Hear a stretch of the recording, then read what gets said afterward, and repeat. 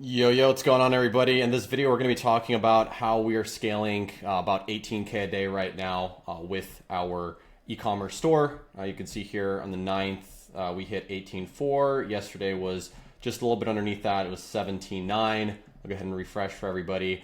Basically, I'm going to talk about what channels we're pulling, what are the pillars I think are important for this type of scale, and what pillars are important for as you scale further than this, right? So let's start off by talking about offer, because no one talks about that. So you need to have a good offer. You need to have an offer that sounds irresistible to your target demographic, right? And you want to emphasize this offer, not just a small little bar on your PDP, but you want to emphasize this offer everywhere, right? So if you see on our website, pupring.com, you can see Black Friday sale.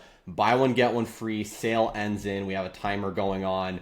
It's really trying to emphasize to take action, right, during this period. You can see on our primary collection page, we're saying buy any product, get the second free. We're making it very clear to them that we're running a promotion and it's a pretty incentivizing promotion, right? On the product page, buy one, get one free. All products, right? We're emphasizing it on the product page. Also, I'll show you on one of our transition pages. We're mentioning buy one, get one free, limited time offer. So the point I'm trying to get at here is you need to mention this absolutely everywhere and in all parts of the funnel, okay? If you look at our creative testing, some of our top performing creatives that we're running right now are to the middle of funnel, simply mentioning the offer. You do not want to just put an offer on your website, right? And then cry when it doesn't work or when it's not performing. Because at the end of the day, if you're not having it absolutely everywhere, and I'm talking middle of funnel, top of funnel, mentioning at the end of your ads with CTAs, I'm talking about in your email, in your SMS, in the pop-up that you have, emphasizing and shoving this messaging that you're running the biggest sale of the year and then it's ending soon, then don't talk, okay? So that's like the first point, okay? After that, after you nail down an offer and just, you don't have to overcomplicate it. Try to be a little bit unique, right? You can do it just a simple percentage off, like 33% off or 55% off. Just don't do like a plain 50, like make it a little bit unique, make it sound big. Fuck my camera. That would be recommendation kind of pillar number one. Secondly, you need to have consistent new creative, okay? I see way too many people trying to scale up with only like 2 to 3 creatives. Well, guess what happens? Then you hit a limit. Then you're wondering, well, wait, why can't I scale past $500 in spend a day? Right? Been there. So how to do that is by identifying new creative that can help you with this spend, okay?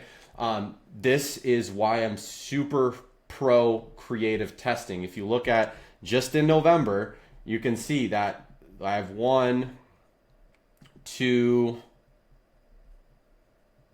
3, 4, 5, at least 5 new groups of creative and concepts that we've identified that I can now put more spend to and help support the scale. If you're just trying to scale with like 1 to 2 creatives, especially when you get to 50, 60K a day, especially when you're getting up there, it's going to be difficult. You need to have a diverse amount of eye candy for people to look at so you can have multiple touch points with that customer for them to purchase. Rarely people are going to be impulse buying.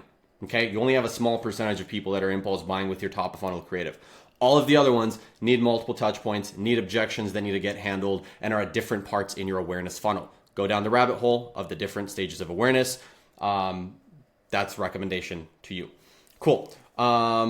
With that said, the last thing I want to touch base on here is going to be multiple channels, okay?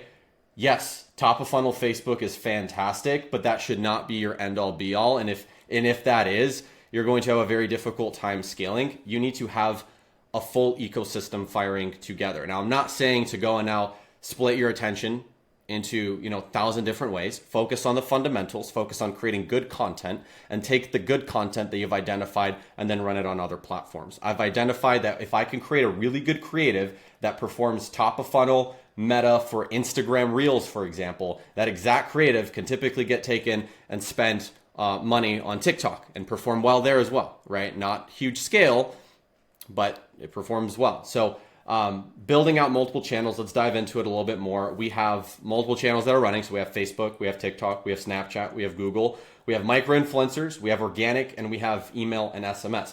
In my opinion, there's a few of these at the very end that I think everybody should be implementing, even if you're just doing top of funnel Facebook right now. So if you're doing top of funnel Facebook and you want to just laser focus in on Facebook, that's great, right? I don't have anything against that, but I do think that everybody who's watching this video should have an organic channel, okay? That you're pumping in-house content from, okay? And that's you using your phone, not being lazy, shooting content yourself and making videos go viral, right? Study what is currently going viral and simply recreate and understand why is it going viral? Why does it have a good hook rate? Why is it grabbing people's attention? Why is it retaining people's attention? How can you take the messaging that went viral in that video? How can you take the B-roll that went viral in that video? How can you recreate that B-roll, place it in a similar sequence, put similar messaging that's applicable to you and your brand on top of it, use the same piece of music and make it go viral again? That's some of the most viral pieces of content that we've ever produced. And that makes thousands and thousands and thousands and thousands of dollars with absolutely peak high margin because you keep all the money, right? You're not paying for those impressions. So bare minimum would recommend having an organic channel alongside your Facebook where you're pumping out every single day 1 to 2 pieces of content. Micro influencers, also absolutely huge. I teach that in the Discord if you're curious, but to give the very simple baseline of what that even means, it's reaching out to people that have anywhere from 1 to 5,000, maybe 10,000 followers, and basically saying, hey, can I give you a product in exchange for content? That has worked phenomenally well for us. It is currently about 30% of our revenue that's coming in is from just organically people posting and letting their small but intentful following group that's filled with my target demographic know about the product, okay? That has worked phenomenally well. It's very simple to set up. And I think it's another channel that everybody should have, right? It takes some time. Yes, you can put a VA or you can spend the time, do it yourself and reach out to these people. But it's a very realistic channel that you can have that can help you scale to 20, 30, 40, 50K days plus, okay? Last one I want to touch base on here, email, SMS, super important, super slept on again. Even by having a simple opt-in form for every single person that comes in, on your website. I'll go ahead and just show you guys the one that we have here.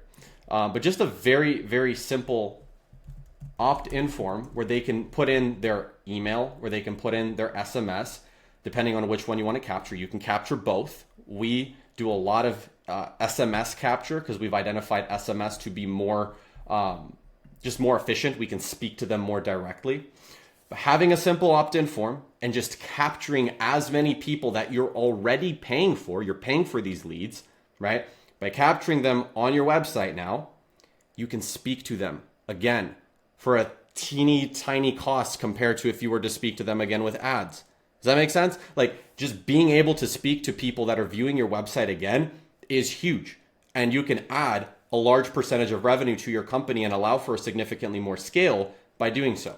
You can see ours here mentions what? Our offer, buy one, get one free, Black Friday early access, right? They enter in their phone number, they get put into a flow, okay? This flow curates them. This flow gives them more information. This flow gives them the offer. This flow can tell them about objections that they have and answer those objections and now turn a person that might have been afraid that their pendant isn't going to come out looking like the photo they submit into hearing testimonial after testimonial about how it looks exactly like the photo they submit and how if they have any questions or if it doesn't look like the photo they submit, they'll get their money back. Guess what? All of that was communicated through, in our flows.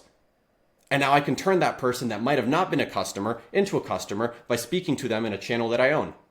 You see what I'm saying? Like, these are extremely important pillars that I think everybody should be implementing in their e-commerce brand if you're not already. That's what I got for you guys. You guys have a good rest of your day.